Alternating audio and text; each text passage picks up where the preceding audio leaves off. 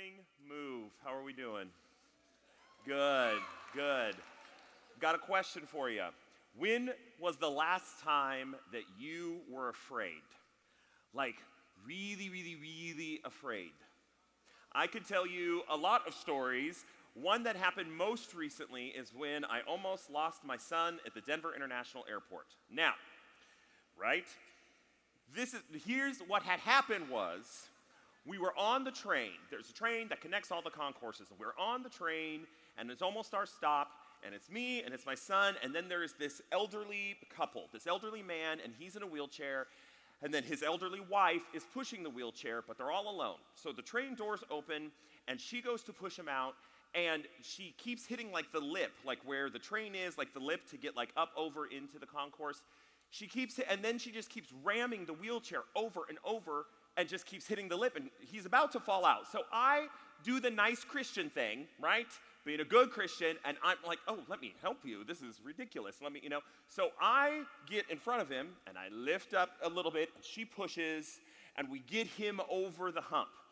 But what happens is she keeps pushing the wheelchair, so that forces me to step back as she's pushing. So then as she parts to the side, I look around, and the train doors close, and my son is still in the train by himself. And the doors are closing. And when I tell you, it's like fear is like a movie where everything happens in slow motion, that's exactly what happened. It was like, no, like you just see it happening. And he's in there like, Daddy, like it's a whole moment. And all the worst possible things are coming to my mind. I'm thinking, you don't have a cell phone. I have no idea where this train goes. Here's hoping you run into good people who will maybe point you in a direction, or bad people, and I'm never going to see you again. I'm rehearsing the speech in my mind that I have to give to my wife, the I lost my son in one of the world's largest airports speech, the one that goes, I guess I'm flying solo, that speech. I'm going through all of the things, and I'm completely frozen. We're just looking at each other with this hopelessness and this fear that just says, I don't know what to do. I don't know what to do. And then all of a sudden, I see some movement, like out of the corner of my eye, and a hand appears, and it's not mine, and it kind of comes out, and this man who was on the train was like behind me, and he reaches his hand out, and he sticks it in between the door, and the door closes on his hand, which triggers a sensor to open the doors back up. And then the angry lady who's like, you're interrupting this train. Like, you heard that happen. But the doors open, and my son comes running out, and the crisis is averted. Now, we laugh about the story now. We tell it all the time. And I guess the moral of the story is don't help people, whatever. We laugh about it all the time, but I'm telling you, in the moment, I was terrified. And when the fear set in, I started playing all of the worst case scenarios, and it all happened in seconds. It felt like forever. It all happened in seconds. And I replayed the worst possible scenarios over and over and over again in my head. The worst possible things that could happen would happen, and I believed that they did happen, so I was already working out a contingency plan in my mind. All of this stuff was taking place. As a result of that, I was rendered useless and helpless. I was completely stricken by fear, and I was stuck. Couldn't move, couldn't talk, couldn't act, couldn't be. I was completely frozen and paralyzed by my fear. Yesterday, we talked about this idea that your posture towards Christ needs to change in order for you to experience real freedom. And that's still true. But what do we do when you have changed your posture and you're walking with Jesus and it's supposed to be this wonderful thing, and then you end up in a very dark place, a very confusing place, a place where fear tends to paralyze us? That's what we're going to have to talk about today, and David has something to say about it in the 23rd Psalm that you saw. Because all of a sudden, the beautiful green pastures and the quiet waters of yesterday's verse have taken a very dark turn, and now we're in the valley. We are in the valley, and not just any valley, but we are in the darkest valley. This is what Psalm 23:4 says. Even though I walk in the darkest valley. I will fear no evil. You see, when you are a shepherd in the Middle East, you are in constant search of green pastures and quiet waters because it's the desert. So that stuff just isn't like lying around everywhere. So you got to go hunting for that. You and your flock are constantly on the move. And sometimes you have to pass through a section of the desert known as a wadi. A wadi is a dry riverbed deep in a canyon that only flows water and vegetation when it rains, okay? You can find these here in the desert southwest as well. They're known as a dry wash or an arroyo, and I want you to get an idea of what I'm talking about here because they are spectacularly beautiful and dangerous. So they're going to throw up a video of kind of what that looks like so you can have a visual of what that is. Now, in the dry months, when there is no water, okay, which is most of the time in the desert, the air at the bottom of these beds is hot and dry and stagnant. And even though you're walking in a riverbed, there is no water to be found. It's very scarce. And since you are surrounded by canyon walls on all sides, you spend a lot of time in darkness and shadow. And you don't want to be stuck in a wadi in the winter months when the rains come, as the all of a sudden once dry riverbed becomes this raging river, and it can happen in an instant, and you and your flock could drown. The wadi is dangerous for another really important reason. You are an easy target for predators when you're in the wadi, both human predators and animal predators. Because you're located in the lowest spot in the valley, your enemies have the upper hand, especially because they have the high ground. So they can stalk your every move. They see you from every angle and every position, and they can just time a strike, find the right time when you are at your weakest to strike. Even though I walk through the darkest valley is sometimes translated as, even though I walk through the valley of the shadow of death, which is an ancient Hebrew way of saying the shadowiest of shadow places. Even though I walk through the shadowiest of shadow places. And this type of phrasing is used to demonstrate the severity of the wadi and the dangers that exist for those who try to cross it. But what we're really talking about here is being in a place where hope is hard to come by. Has anyone ever been there before? It's hard to find hope. And I want to talk about hopelessness for a minute. I want to talk about hopelessness, and I have to warn you, this is going to get dark for a minute. So just grab somebody's hand next to you and be like, hey, will you come through the valley with me? The opposite of hope is hopelessness. The opposite of hope is discouragement, desperation, and fear. When you are without hope, you can become discouraged to the point where there is nothing worth fighting for, or maybe there's nothing worth living for. The thing about discouragement is that it spreads much faster than hope does, and that means it has the potential to destroy you. It's also very subtle. Discouragement is very subtle. It starts maybe with small talk with your friends, and you're just talking about, well, whatever, state of life, the world. And then you come away from that conversation feeling even more discouraged and anxious than when you first got there. It's watching the news and hearing things over and over again like this is unprecedented and the worst it's ever been. And then you believe it. You believe that that's true. I'm sure you guys have probably heard the saying, misery loves company. You know, if you can't say something nice, then come hang out with me. That's right, come hang out with me. I'm a good hang if you can't say something nice. That's what discouragement does. We find others to commiserate with us. Isn't it miserable? Yes, it's so miserable. And then together we form this community of miserable people who are convinced that nothing good can be done to change anything, so why bother? Let's try something for a minute. I want you to think about the last time something awful or unimaginable happened in our country and our world. It should not take you very long. Just think about the thing, okay? Now, I want you to think about your response, okay?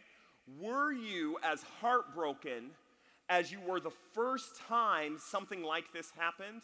Or did you just throw your hands up in the air and say, well, that's it. That's how the world is now. Be honest. You know what that's called?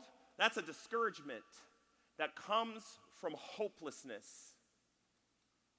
When you are without hope, desperation sets in. Oh, man. Desperation is like drowning. It's like drowning. And you can see the light, and you would do whatever you could to claw yourself up to the surface just so that you could get one more gulp of air before you fall back down. And the reality of desperation is that as you're clawing your way, you would claw through anyone or anything just to have that one more gulp of air, and you don't care who you hurt along the way or what happens to anybody else. It doesn't matter. I just got to come up for just a little bit of air, a little bit of air. Discouragement and desperation have more to do with how we feel than what's logical or true. When my son was lost in the airport, I'm sure there were steps. I'm probably not the only parent who's lost a child in the airport. Here's hoping. I'm sure I'm not the only one. Certainly, there's cameras, there's people I could have reached out. There certainly were ways, but in the moment, that didn't matter because my heart said, this is the end. So logic takes a back seat, the heart wins, and I almost lost my son. And all of the things that come with that fall into place because it's a heart issue, it's not a head issue. You know what happens when you're hopeless and discouragement and desperation take hold? Fear fills the void. It's a perfect place for fear to grow. It's great. And because you are so helpless and hopeless and useless, paralyzed by your fear, you become a really easy target for predators. You're at the bottom of the valley, and they have the high ground. So your enemies, they try to convince you that living in the shadows isn't that bad. It's not that bad in the shadows. It's kind of cool down here. Why don't you come find out? And you believe them. You believe anything they say. And so you wander away from the protection of the flock just so that you could feel something. Just so you could feel something real that wasn't hopeless. I'm tired of being desperate, coming up for some air. I'm tired of being discouraged. I'm tired of being afraid. You were offering me something. Something's better than nothing. Sure, let's hang out in the Shadowlands. This is where your enemies get the stronghold. Has anybody ever felt desperate, discouraged, fearful, hopeless?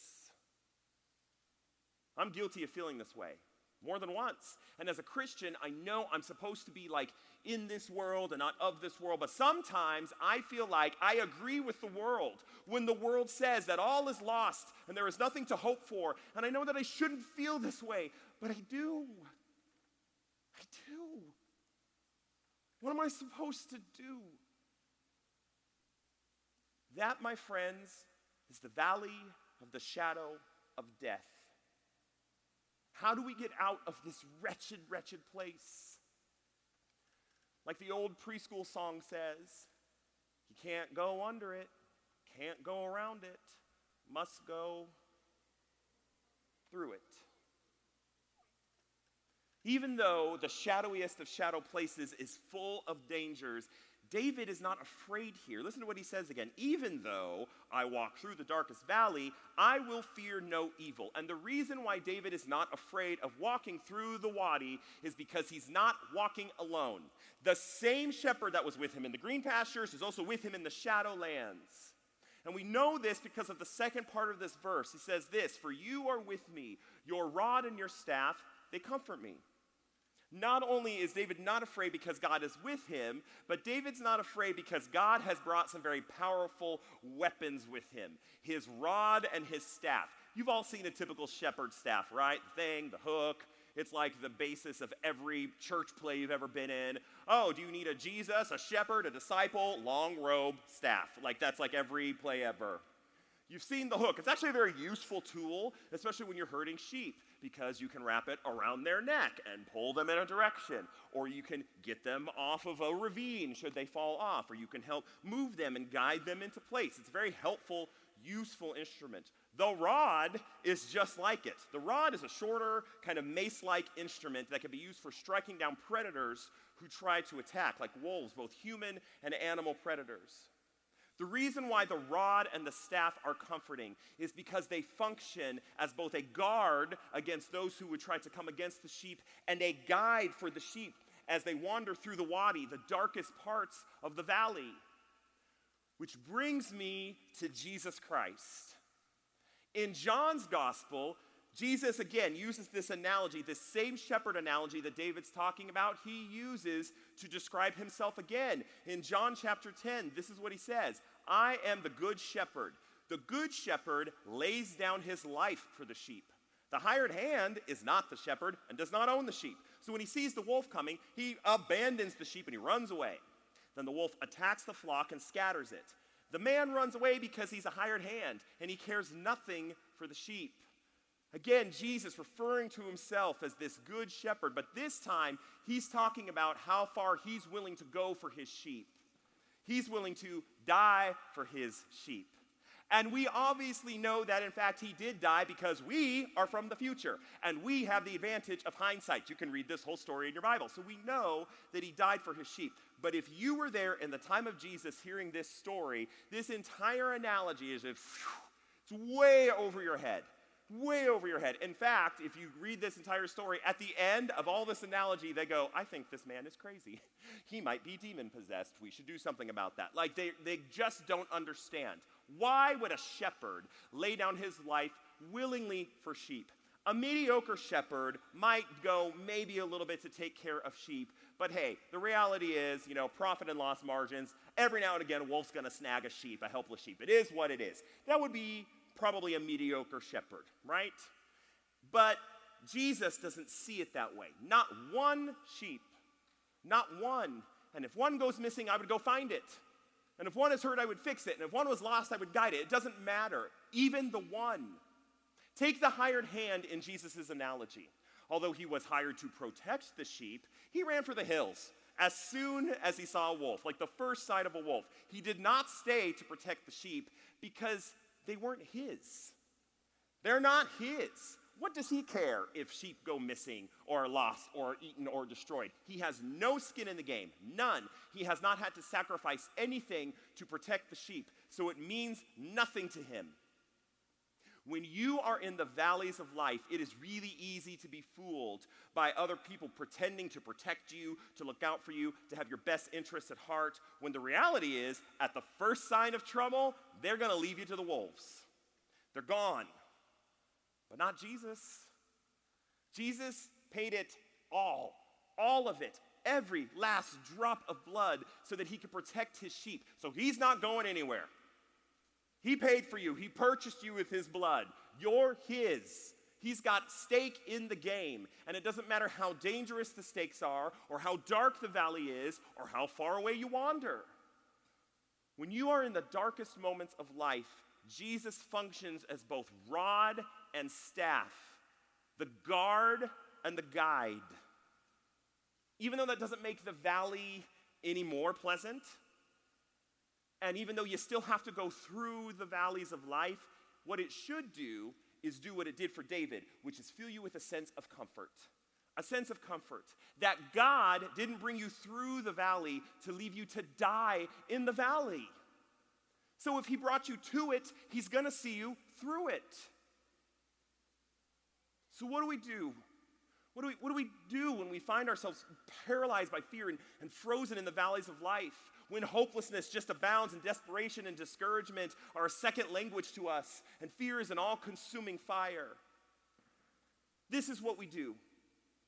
You run to the Good Shepherd and you expose the darkness of hopelessness to the light. You expose it to light. Because when hopelessness is allowed to live in the valley of the shadow of our lives, it becomes a breeding ground for other kinds of emotions and behaviors that are unhealthy. But here's the thing, Jesus isn't afraid of the dark. And you don't have to be either. This is where we get our protection. You can find your protection in the presence of Jesus. So expose it to the light. Expose it to the truth of who God is, of who he says you are. The darkness and the hopelessness can't live there. It can't thrive there. It's too much for them. So move into the light, out of the shadows. The real question you need to ask yourself today as we unpack this more is this idea. Who or what do you run to for protection? Who or what do you run to for protection? When the world is just raging all around you, who has your back? When things are out of control and nothing is going like it should be, who's by your side? When you don't know what to do and you're completely paralyzed by fear, who's your protector? What is your protector? What are you running to? Who do you run to for that level of protection? May I suggest there's a lot of options out there, but there's probably only one that actually works. There's only one shepherd who's actually been through the valley and has come out on the other side of the shadow of death. So since he already knows the way, and he's carrying the rod and the staff, maybe, just maybe, we should ask him to guide us and to be with us in the darkest parts of our lives, the valley of the shadow that lives in this place. And maybe, just maybe, we're going to get through the wadi and go back to greener pastures. Will you pray with me? Heavenly Father, thank you so much for your Son. Thank you so much for being our good shepherd that is with us.